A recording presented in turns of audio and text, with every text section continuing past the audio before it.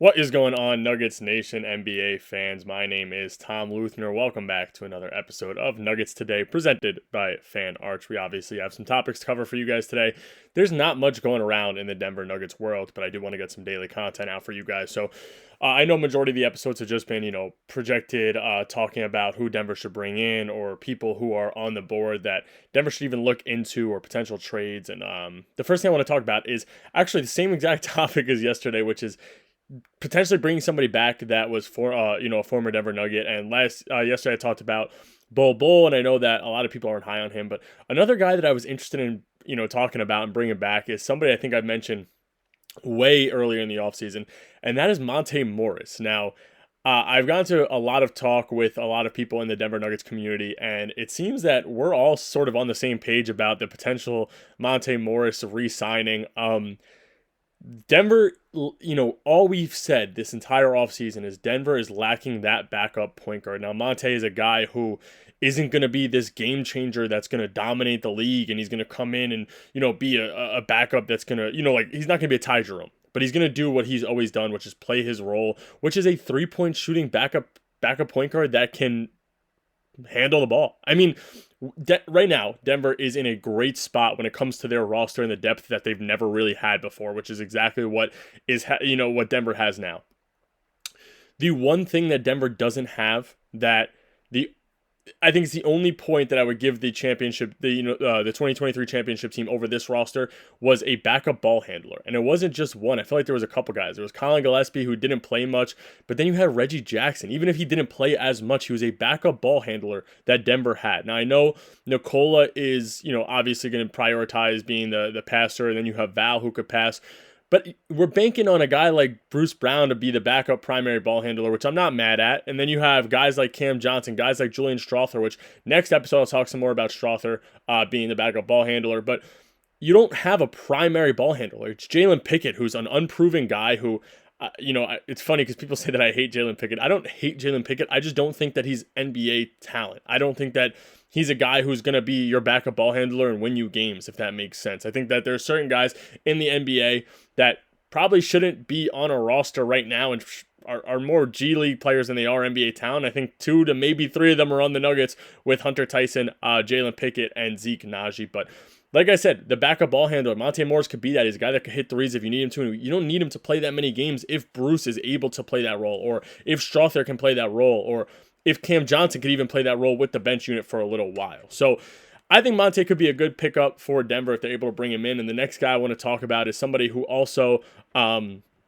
is a backup point guard who's still in the market. And it intrigues me. I'm not saying that this is the biggest pickup in the world, right? And I think that he's not the best pickup, but if you're looking for a 15th man that's not a backup big, because that's all Denver has signed to the exhibits or the 10 days, but a guy who's on the market still, Markelle Fultz, I don't know. Something about Markelle Fultz intrigues me. I think that he not this past year, because it's funny how it works out, in my opinion. Guys will have a good year when they come back to the NBA, and then the next year teams won't sign them, and then they look bad again, right? Orlando, Markelle Fultz looked good. This past year, he didn't get an opportunity. I don't know why, but he's also very cheap. I believe this past year he made $900,000. He didn't even make $1 million, which means that you're bringing him in for less than a minimum. I don't know how that would be able to play out for Denver, if that would even be possible. But if you have to bring him in for the vet minimum for a year, you do that. And then next year, you worry more about re-signing guys like, CB, extending Watson, extending Strawther, extending Jokic, bringing Tim Hardaway back. There's a lot that's going to be done this upcoming offseason to, I guess, restructure this team or attempt to bring this team back to what it was this past year. So, like I said, I think that a guy like Monte would be good. A guy like Fultz, I don't know. Something about it really, the idea of it intrigues me. The only thing that I know that Fultz would bring to this team that is a negative is the fact that he's not the best shooter in the world. So you bring in Fultz, that means that you're stuck with, the spacing issues of Bruce, Watson, and Fultz. So you would have to be very strategic with how you run your lineups, which I think is a negative, because right now, outside of Watson and I guess Bruce, your three-point shooting is pretty high. And Bruce wasn't even a bad shooter for Denver his first stint here. Watson is supposedly working on his three-point shooting, but then you have guys like Strawther, you have guys like Tim Hardaway, you have guys like Val, Duran, even Najee, if he checks into the game, can hit some threes here and there. So I I think that right now the spacing isn't too big of a problem, but I think if you bring in a guy like Fultz, it could be a problem. So who knows what happens there. But like I said, it's an intriguing free agent that I don't think we've spoken about at all. The other guy that I talked about was Alfred Payton way earlier in the offseason. I believe that he got picked up, and if not, Denver should go ahead and look into Alfred Payton as well. He's had his weird share of putting up 6 points and 13 assists in games this year. So another guy who Denver should just look into. Now, this next topic is strictly based on people on the roster. And I saw a post stating the most underrated players from every team. And the underrated player for the Denver Nuggets was Cam Johnson. Now, I don't agree with that. I don't think that Cam is underrated. I think that everybody knows the value of Cam Johnson, what he brings to the table. He's not going to be this all-star caliber player. I think that everybody on Denver just has such high hopes for him because you're moving on from a guy like Michael Porter Jr., who's been a staple to this Denver team,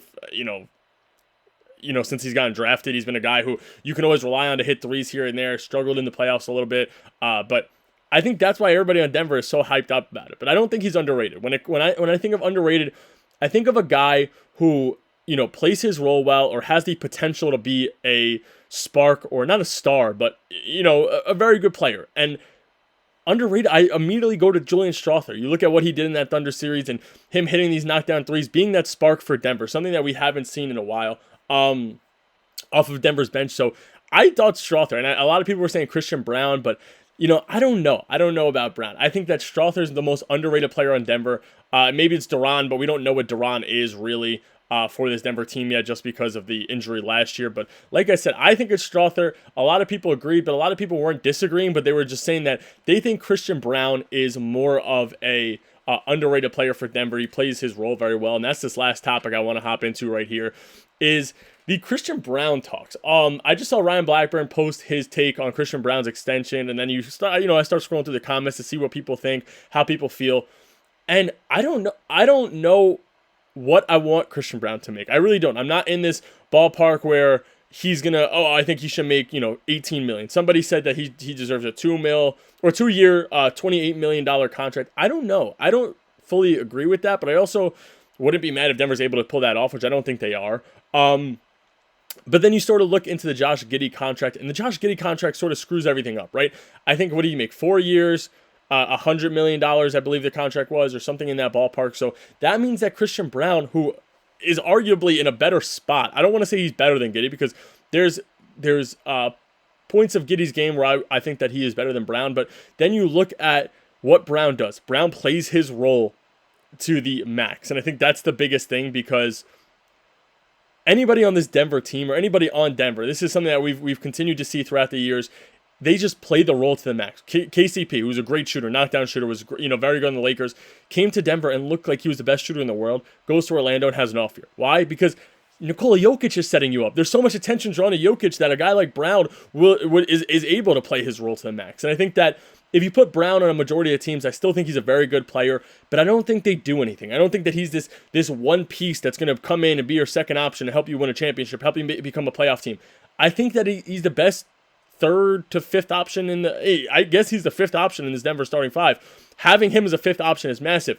Now, if you pay him $30 million and he's a disappointment, we know what we sort of signed up for to that point. It's tough to say it, but what else are you signing up for? You're signing up for a guy who's your fifth option, who's the best fifth option in the NBA, and unfortunately he's going to have to make a lot of money.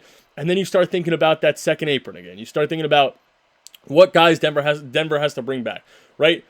Bruce is going to be a free agent. Tim's going to be a free agent. You worry about what's going to happen with Val if he plays out his 2 years of his contract, or if he goes to Europe and wants to go to Europe. So I don't know if Denver can bring him in for 2 years. I get it's such a big number. It's, say, 2 years, $60 million. It's probably going to be in that ballpark. But if you're able to bring him in 2 years, $52 million, then so be it. Let him earn his way to get that extra, the second extension, I guess, to that point. But I don't know exactly where I'm at with that. That's my thing. I think 2 years, $52 million. Let him work his way to get that extension where it comes to 3 or 4 years.